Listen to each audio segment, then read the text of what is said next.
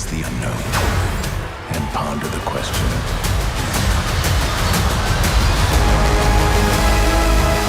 Hi, Ryan. Hey, nice to meet you. How are you? I'm good. How are you doing? I'm doing well. Nice to meet you too. I have to start off by saying I've been an admirer of yours for many, many years. And I remember when I was many years ago, I came across some of your work, and I remember doing like a zoom in and hand thing in the corner and seeing your name there, and Googling you, and just thinking to myself, oh, I want that on my wall, you know. So I've been when they asked me if I wanted to speak to you, I was like, yeah, I really want to speak to him. So congrats on the show. Oh, thank you. It looks For the kind words too. It's very nice of you. it looks amazing. It's so beautiful. The action is so fluid. And I want to ask you, and correct me if I'm wrong, what it reminded me of visually was uh, Prince of Egypt era DreamWorks is what I thought of. But then talk to me about your inspirations and the team's inspirations. Yeah, I mean, we were looking at, a lot of the inspiration really came from looking at J.C. Leyendecker, who was an illustrator that worked in the 1940s in America. And he was really working to stylize and idealize the figures that he would draw and paint to make them feel as heightened and sort of larger than life as possible. And so much so they would sort of look like monumental sculptures of characters. And since, a lot of what we do with Marvel characters is try to make them feel heightened and larger than life, he had a lot of really, we were looking to that stylistic, approach to hopefully do something with the characters that felt a little bit different than what other animation has done with them, and in the past, or what you would think of as a superhero-y cartoon. I think is essentially what we were trying to get away from, like the notion of these characters feeling larger than life, heightened and designed in really compelling and amazing ways is what we're going for. And how did you guys manage the fluidity of the action? Because it was sort of almost like the Fleischer cartoons as well. It felt like so unique. So the director of the show, Brian Andrews, he comes out of animation and working on the Marvel Studios films as well, doing storyboards and directing. And I think the notion of some of the most amazing things that he does is action. He really focuses on choreography. He's trained in different martial arts. He really enjoys like the notion of figuring out what the best action beat is, and how to board the storyboard the sequences so they're going to flow together and be incredible. That coupled with, we also have Stefan Frank, who was an animation supervisor on Iron Giant. Those Brian and Stefan working together with the amazing vendors as collaborators to turn out those fight sequences is sort of how it's turned out so fluid and amazing. You've been with Marvel for so many years. You've had like a front row seat to all the success.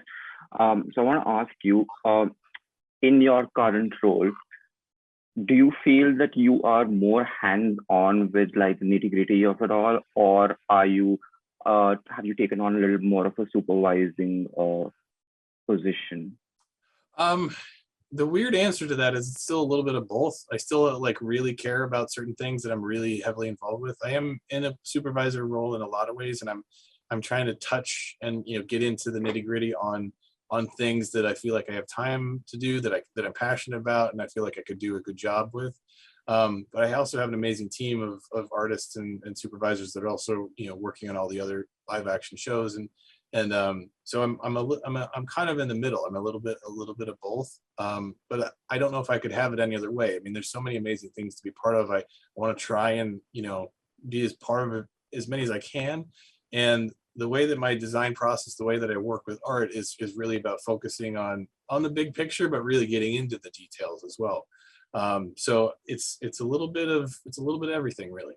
So what is that one thing right now that you're working on that you're like, no, I want to get involved in this one. I'm really passionate about this one. Well, in all honesty, it was What If. I mean, I really did insert myself in this as much as I possibly could, because the idea of using MCU like design languages and characters as a basis, using J.C. Leyendecker as a stylistic filter to put everything through, those are like two things that I love, right? That things that I've worked on for 15 years, and I've always loved 1940s illustrators, including Jason Leyendecker.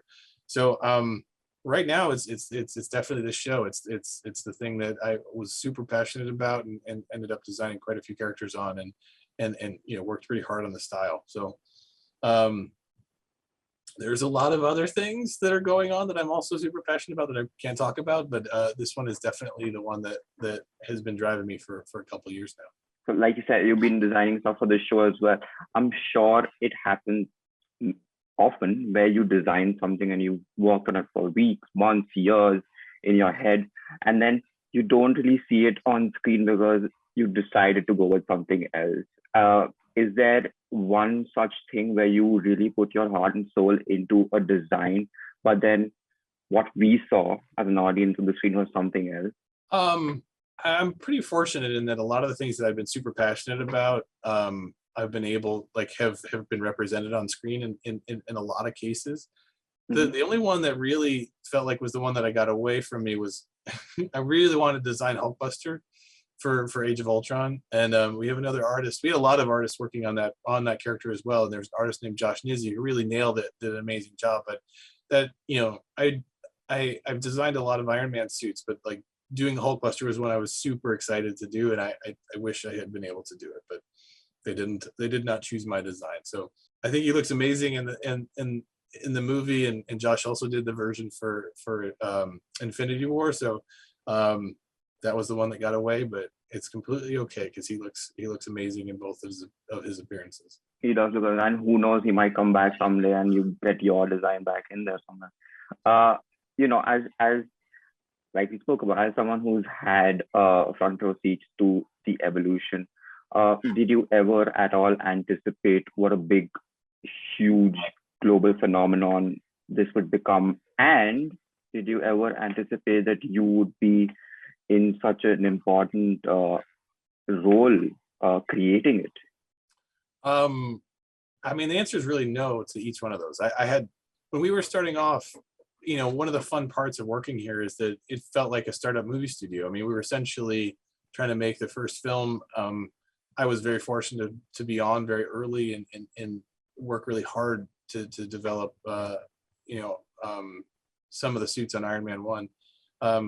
But if you would have asked me if I could have seen the trajectory back then, I knew I was working with really talented people, and I was very fortunate in that regard. And it was inspiring me to stay up really late and pull all-nighters and do lots of things that maybe seem a little bit silly, but the show just really felt like it had the potential to be amazing. And I couldn't have seen though the trajectory of the company or the studio as a whole, but I've also been fortunate enough to just work as hard as I can, and they were willing to give me opportunities to keep working. So I would not have seen my trajectory as my career path either. I just saw it as, I love these characters, I love working with these people. How can I keep working hard enough to try and keep having opportunities at this place? And fortunately, for me, it worked out. And yeah, I feel very, I think when I was starting, if you think about that time period and the big movies and the big things that I would have grown up and loved, like Star Wars and all those other hugely defining things that had concept art as a huge component, I was really of the mind like, oh, I don't know what I could possibly participate in that was be as big as these super compelling franchises, and then to have ended up like working on one of the biggest franchises ever. I would have never seen it coming, but I feel hugely fortunate to have been part of it.